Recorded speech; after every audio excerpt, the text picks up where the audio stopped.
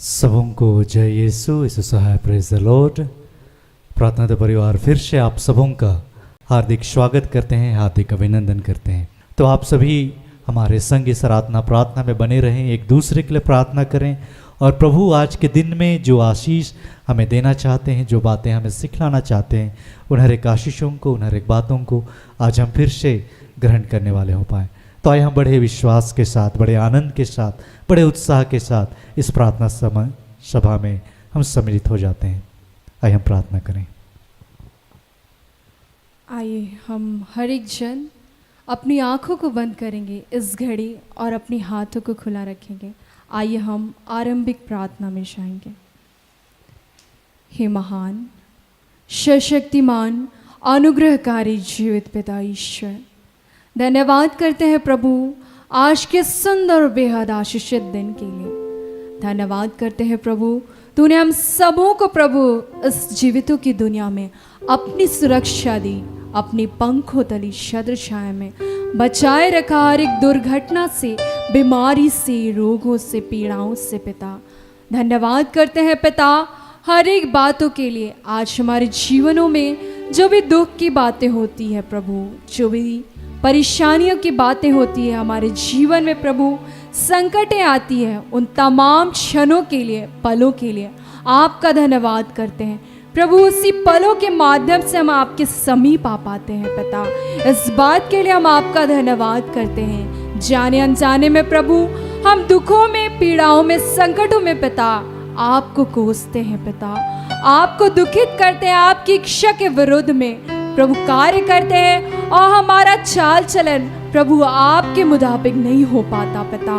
हम आपसे क्षमा मांगते हैं पिता, हमने आप तक जो भी आपकी इच्छा के विरुद्ध में गुनाह किए, पाप किए हैं प्रभु, अपने पुत्र यीशु के लहू से धोकर शुद्ध पवित्र करना। तेरे बच्चे प्रभु जिस घड़ी में तुझ पर आस्था, तुझ पर विश्वास लेकर आए हैं पिता, उन सबों के मनों को प्रभु, हृदयों को प्रभु, तू जो भी उनके मन में बातें चल रही है पिता, उनके जीवनों में हो रही है, उन सब से पिता उन्हें मुक्त कर पिता, और अपनी शांति को, अपनी आनंद को, अपनी प्रबल उपस्थिति को, अपनी सामर्थ्य उपस्थिति को हर एक के जन में पिता इस घड़ी में उंडेलना। मेरे स्वामी आपका धन्यवाद करते हैं प्रभु। हम प्यासे हैं, हम तरसते हैं आपके प्रेम के लिए पिता। आज प्रभु हम एक दूसरे से ठोकर खाते हैं, हम प्रभु दुखित होते हैं पिता, हम क्षण क्षण एक दूसरे में प्रेम खोजते हैं पिता। हम में ऐसा बना कि प्रभु हम तुझ पर हर क्षण, हर घड़ी प्रभु अभिमुख होकर तेरी ओर, तेरी क्रूस की ओर देखे पिता, और उस दुख की पीड़ा जो प्रभु तूने कलवरी की राहों पे प्रभु चलकर हम सबों को सिखाया, बतलाया पिता, उसी के अनुसार प्रभु हमें जीना सिखाइए।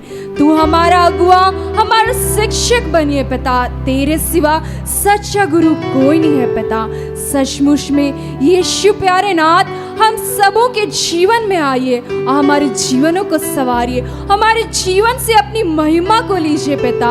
आज हम थक गए हैं, आज हम हार गए हैं पिता, और हम तुझे पुकारते हैं। आइए हमारे हृदय में वास कीजिए पिता, और प्रभु परमेश्वर हर एक वो बातें प्रभु जो क्षण क्षण प्रभु हमें नकारात्मक बातों से प्रभु, हम और हर एक बच्चे प्रभु जो जुड़े हैं पिता, हम सब प्रभु उस पल में प्रभु परमेश्वर आपको भूलते हैं और उस नकारात्मक बातों की ओर प्रभु डिप्रेशन में चले जाते हैं। उन तमाम बातें प्रभु परमेश्वर तेरे समीप लाते हैं और आपकी अनुग्रह, अपनी शांति को मांगते हैं। मेरे स्वामी देना इस घड़ी में जो भी प्रभु परमेश्वर निवेदन लेके आए हैं पिता, उन तमाम बच्चों की तो निवेदनों को सुनना मेरे पिता, और उसे और आमीन से पूर्ण करना।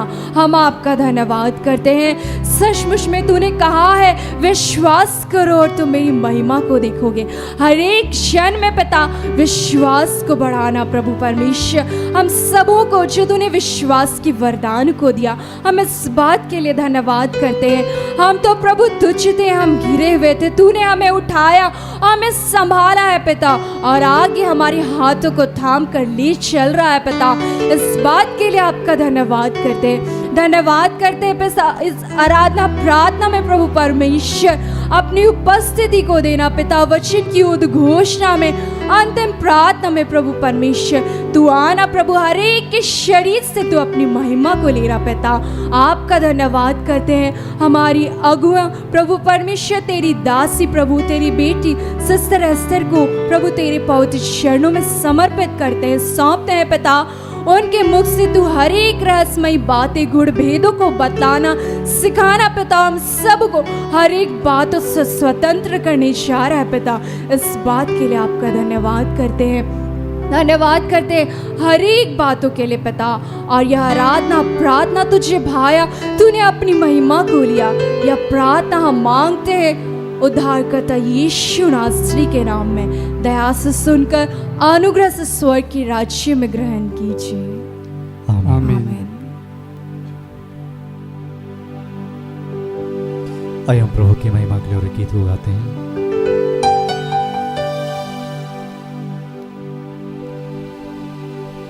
यीशु बुलाता तुम्हें, यीशु बुलाता तुम्हें, बड़ी चाह से तुमको बाहों में लेने, यीशु बुलाता तुम्हें।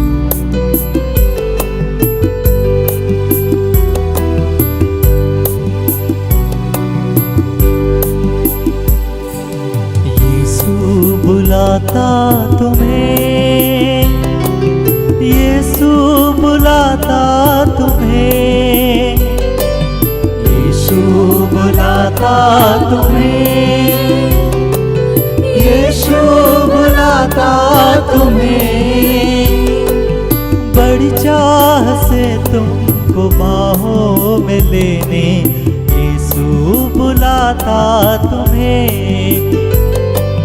बड़ी चाह से तुमको बाहों में लेने, यीशु बुलाता तुम्हें, यीशु बुलाता तुम्हें, यीशु बुलाता तुम्हें, बड़ी चाह से तुमको बाहों में लेने, यीशु बुलाता तुम्हें, बड़ी चाह से तुमको बाहों में लेने, यीशु बुलाता तुम्हें।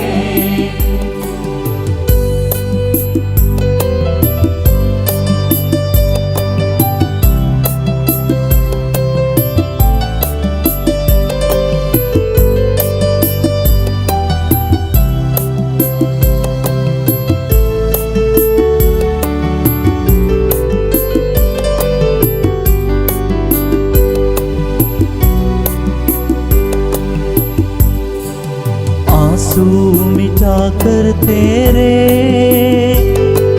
रक्षा करेगा तेरी, आंसू मिटा कर तेरे रक्षा करेगा तेरी,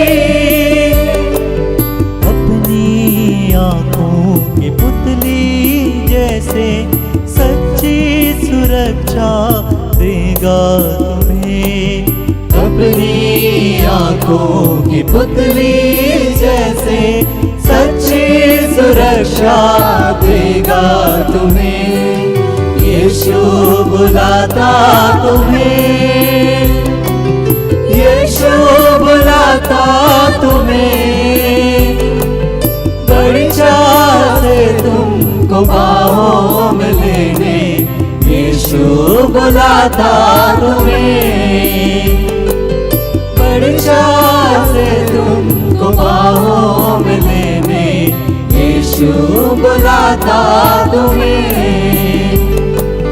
बड़ी चाह से तुमको बाहों में लेने यीशु बुलाता तुम्हें।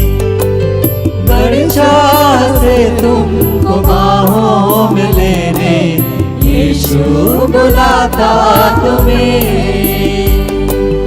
यीशु बुलाता तुम्हें। यीशु बुलाता तुम्हें।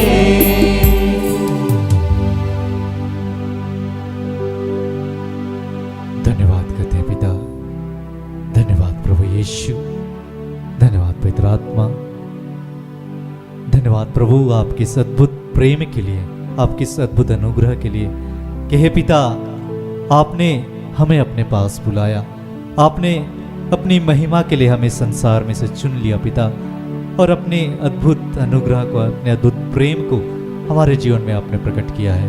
हम आपका धन्यवाद करते हैं। फिर से सब कुछ आपके हाथों सौंपते, समर्पित करते हुए इस आराधना को, इस प्रार्थना को हम यीशु नाम में पिता आपको चढ़ाते हैं। दया से सुनिए और अनुग्रह से स्वर के राज ग्रहण कीजिए। आमीन।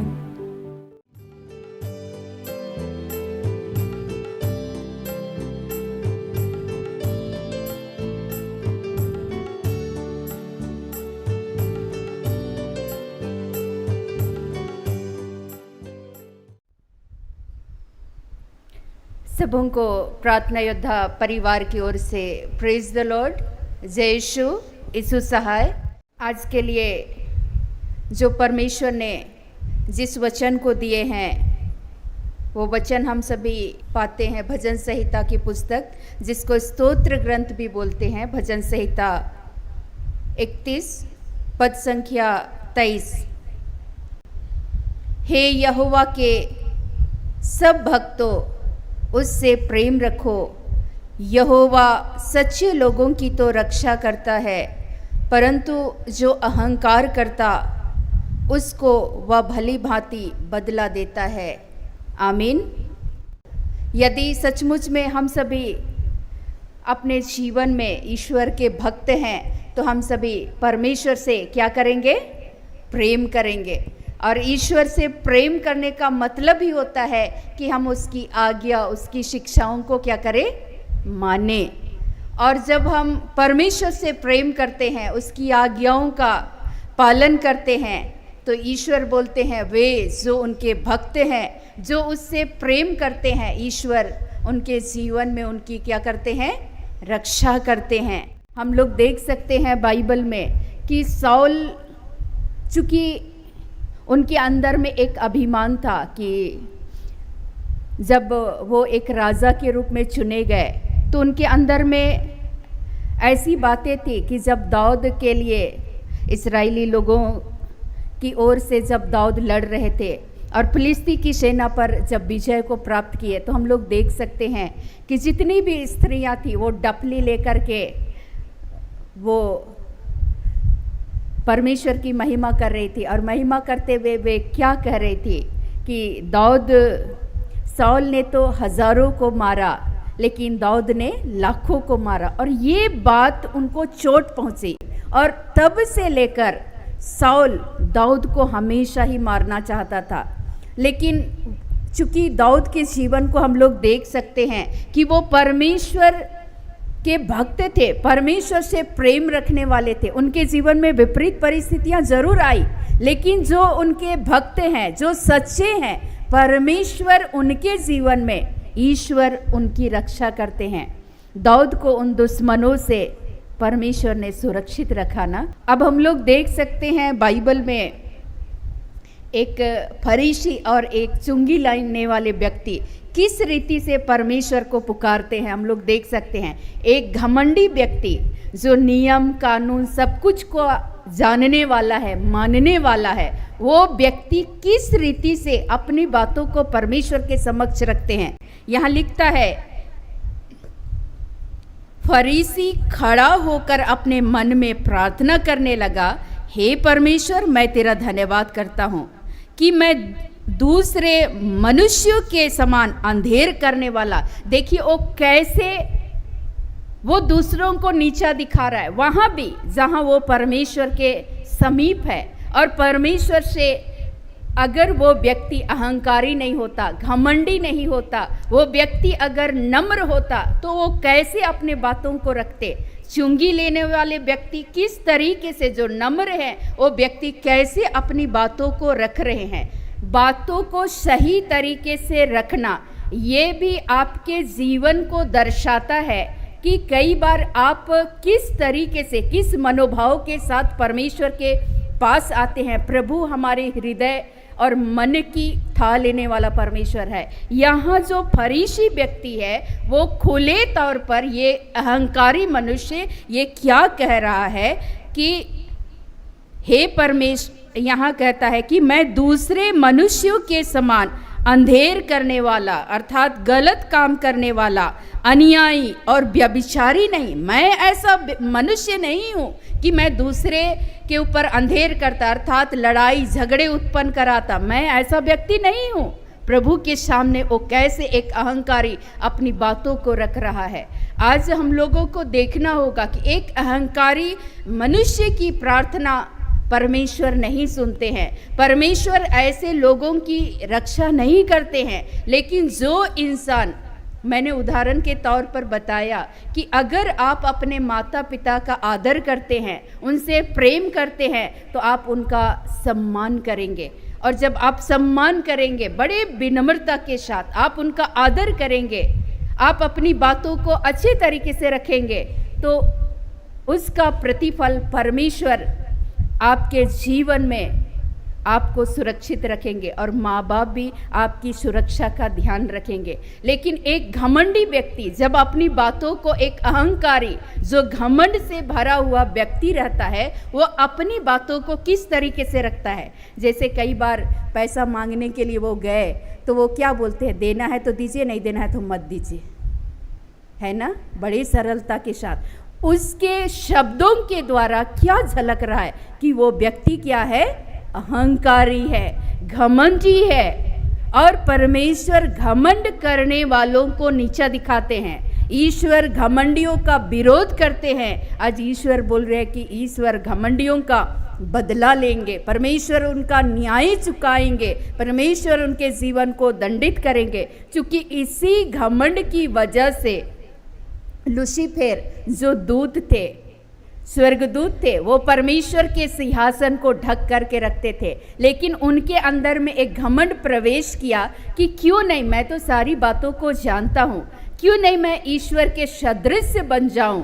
उसके अंदर में वो अहम की भावना, वो घमंड की बातें प्रवेश किया और परमेश्वर उस स्वर्गदूत को, जो लूसीफर जो दूत थे, उसको इस संसार में पटक दिए। और अंततः उनके घमंड की वजह से उनका विनाश हुआ। तो आज हम लोग देख सकते हैं यहाँ फरीसी किस तरीके से अपनी बातों को रख रहे हैं। मैं अहंकारी नहीं हूँ, मैं अंधेर करने वाला नहीं हूँ, वे बड़े अकड़ के साथ कहते हैं। इसका मतलब उनके अंदर क्या है, घमंड है। और घमंड करने वाले व्यक्ति का अंततः सर्वनाश हो जाता है। लेकिन एक चुंगी लेने वाले व्यक्ति जो टैक्स कलेक्टर थे, वो अपनी बातों को किस तरीके से परमेश्वर के समीप रखते हैं हम लोग देख पाते हैं। परंतु चुंगी लेने वाले ने दूर खड़े होकर स्वर्ग की ओर आंखें उठाना भी ना चाहा। वो इतना विनम्र था कि मैं तो इस योग्य नहीं हूँ प्रभु कि मैं तेरी ओर अपनी नजरों को उठा सकूं, मैं इस योग्य नहीं हूँ। वो छाती पीट पीट करके, वो सर झुका करके वो अपनी आंखें उठा भी नहीं पा रहे थे। इतने विनम्रता के साथ अपनी बातों को रख रहे थे। परमेश्वर उनकी प्रार्थना को प्रभु स्वीकार किए। तो जब हम भी प्रार्थना करने के लिए जाते हैं, कई बार हम लोग सोचते हैं कि क्यों हमारे जीवन में हम सुरक्षित नहीं हैं, क्यों हमारे जीवन में आज आशीष नहीं मिल रही है, क्यों हमारे जीवन में हमारी प्रार्थनाएं आज सुनी नहीं जा रही है। आज कई तरह के सवाल हमारे मन में उठते हैं। क्या हम भी उस फरीसी के समान तो नहीं हैं? प्रभु, मैं तो ये नियम कानून का पालन करने वाला, मैं तो दूसरे के बीच में अंधेर करने वाला नहीं हूँ। एक अहंकारी व्यक्ति जो झुकना नहीं चाहता है, अपनी बातों को सही तरीके से नहीं रखते हैं, उनके परिवार में अक्सर लड़ाई और झगड़े होते हैं। आज हम लोग वचन की ओर जाएंगे। नीति वचन में लिखा हुआ है, झगड़े रगड़े केवल अहंकार ही से होते हैं। लड़ाई और झगड़े का मुख्य कारण क्या बता रहे हैं? यहाँ नीति वचन में सुलेमान क्या कह रहे हैं? अहंकार की वजह से, झुक नहीं पाने की वजह से ही लड़ाई और झगड़े उत्पन्न होते हैं। लेकिन अगर जिस रिश्ते में अगर वे थोड़ा भी प्रभु के नाम के खातिर झुक जाते हैं, उस परिवार को प्रभु सुरक्षित रखते हैं। लेकिन अगर किसी के जीवन में अगर लड़ाई और झगड़े हो रहे हैं, इसका मतलब उसके अंदर में कहीं ना कहीं क्या है?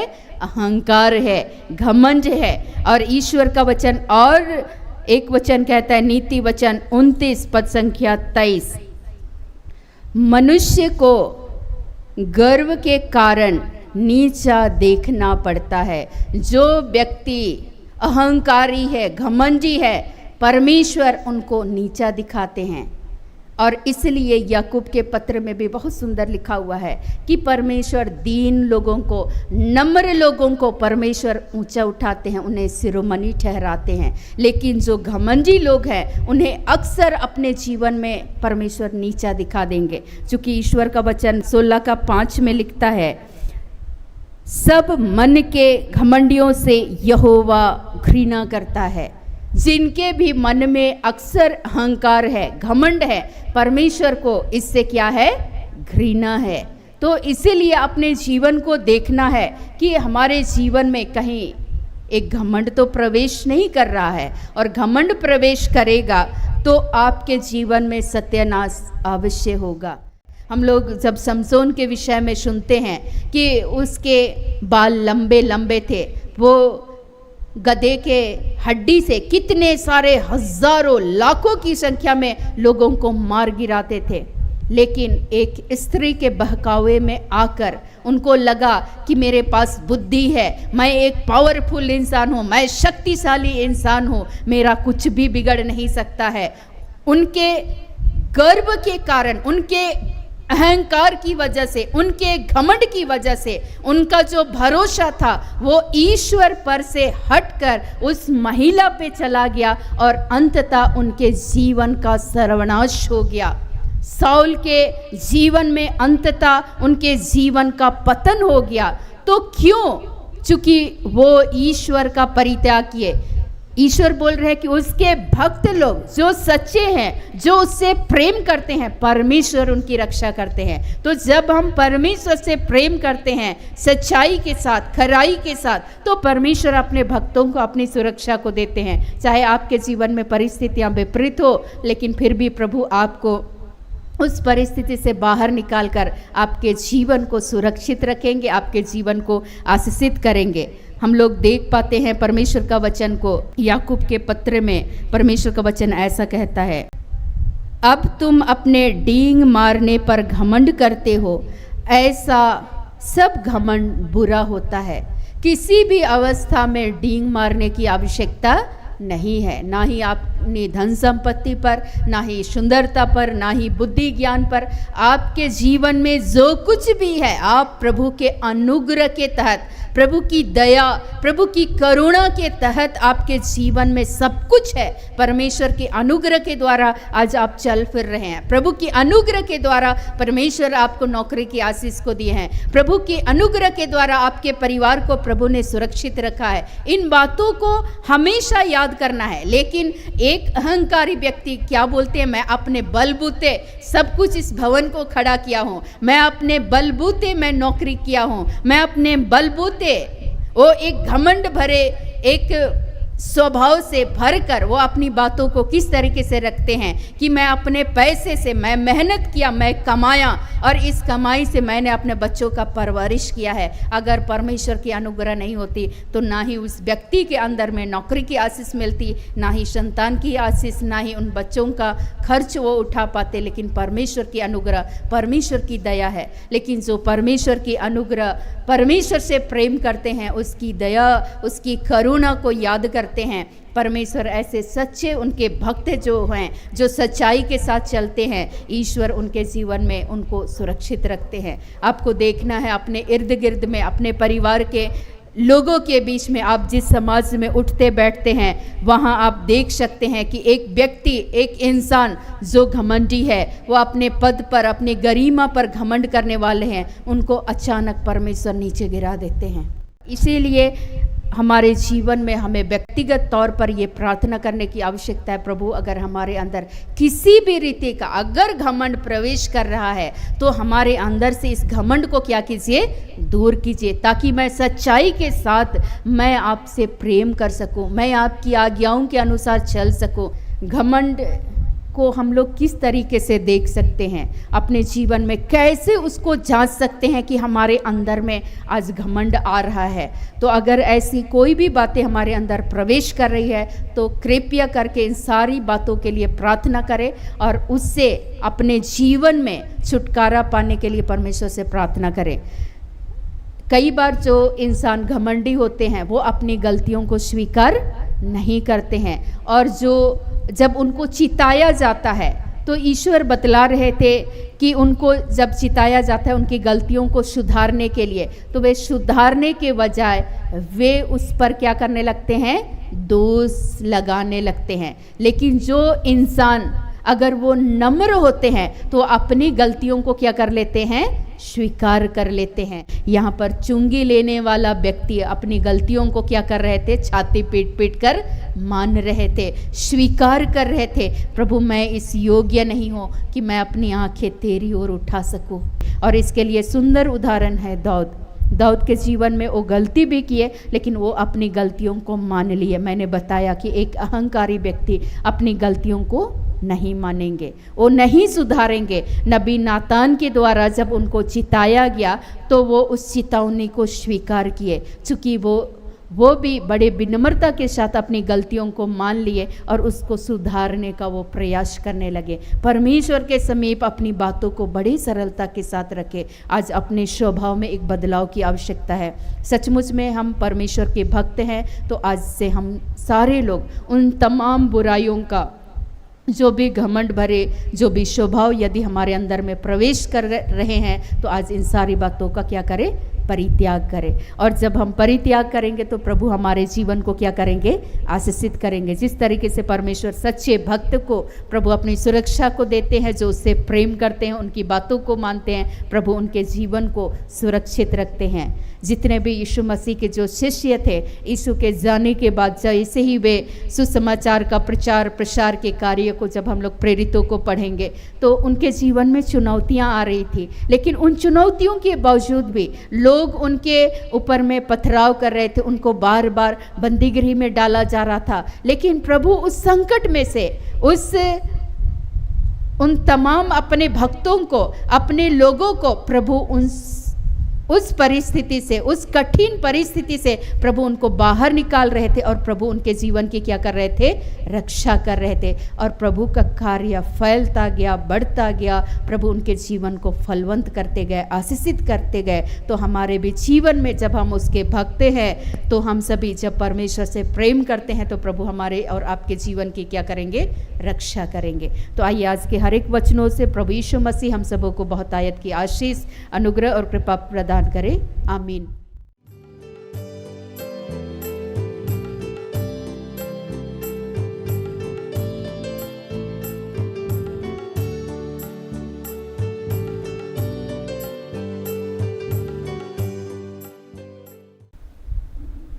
आइए इस घड़ी सभी अपनी आंखों को बंद करेंगे। इस घड़ी हम प्रभु को स्मरण करेंगे, अपने जीवन की एक एक बातों को हम परमेश्वर के समीप लाएं। हमारे जीवन में कई बार परमेश्वर के जब हम भक्त होते हैं, परमेश्वर बार बार अपने भक्तों को प्रेम करना सिखाते हैं, और जब हम उससे प्रेम करते हैं, उसकी आज्ञाओं का पालन करते हैं, हम परमेश्वर के सच्चे भक्त हैं, तो हम सच्चाई से, खराई से परमेश्वर के वचन के अनुसार जीवन जीने का प्रयास करते हैं।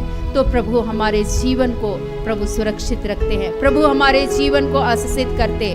आज सचमुच में जब हम अहंकारी होते, परमेश्वर का परित्याग करते, ईश्वर का त्याग करते, तो हमारे जीवन में तरह तरह की विपत्तियां आती हैं और हम इन विपत्तियों में घिर कर कई बार बाहर नहीं निकल पाते।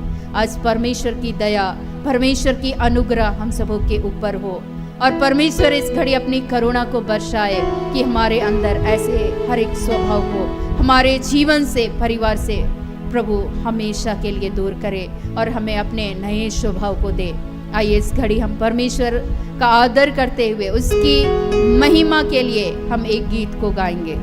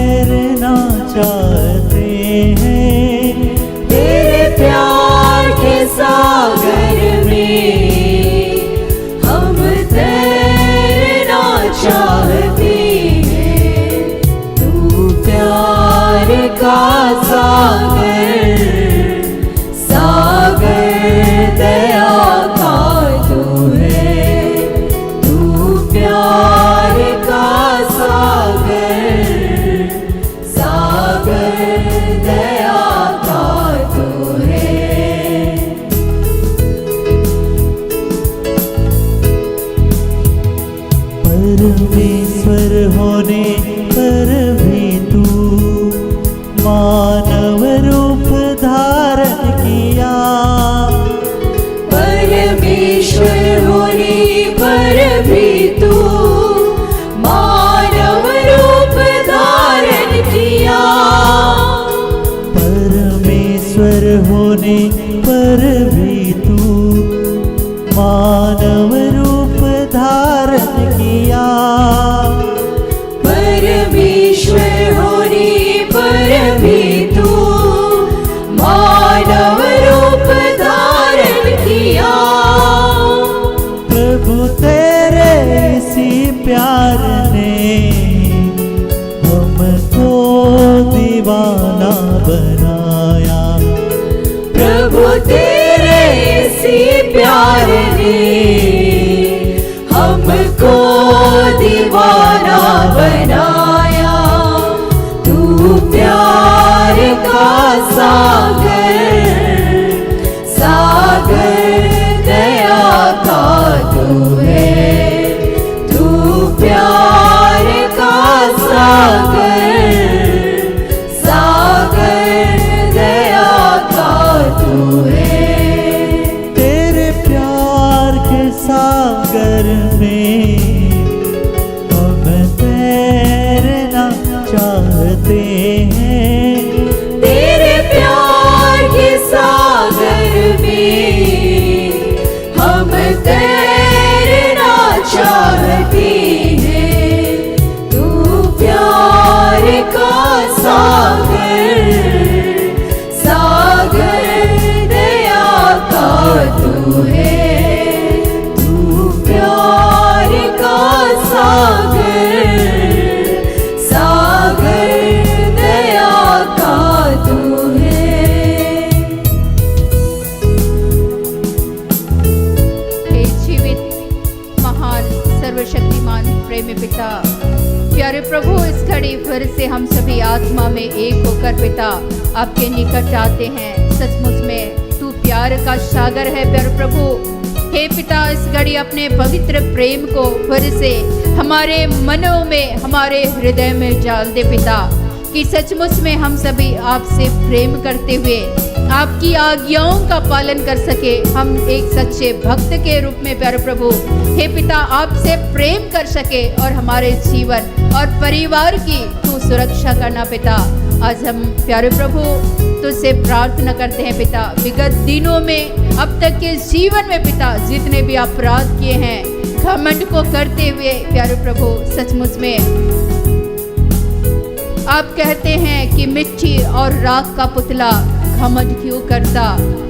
हाँ पिता, सचमुच में तू घमंडियों का विरोध करने वाला और दीन और नम्र लोगों को ऊंचा उठाने वाला परमेश्वर तू ही है पिता। आज के दिन में तुझसे प्रार्थना करते हैं यीशु मसीह के पवित्र नाम में, जितनी भी ऐसी अहम की बातें हैं पिता जो हमें आपसे, परिवार से, रिश्तों से अलग करना चाहती है पिता, ऐसी हर एक बातों के लिए प्यारे प्रभु इस घड़ी यीशु मसीह के नाम से तुझसे क्षमा चाहते हैं। और पिता इस घड़ी हम सबों के ऊपर में अपनी आशीष, अनुग्रह और कृपा को बरसाइए और ऐसी अहंकार की बातों को प्यारे प्रभु जो हमें आपसे अलग करना चाहती है पिता, तेरे प्रेम से अलग करना चाहती है, जो लड़ाई और झगड़े को लेकर आती है पिता, आज यीशु मसीह के पवित्र नाम में ऐसी हर एक बातों को यीशु के पवित्र नाम में एक एक के जीवन से, परिवार से हमेशा के लिए दूर कीजिए। और पिता आप अपने भक्तों को अपनी सुरक्षा को दीजिए, उन्हें फिर से एक नया स्वभाव, एक नया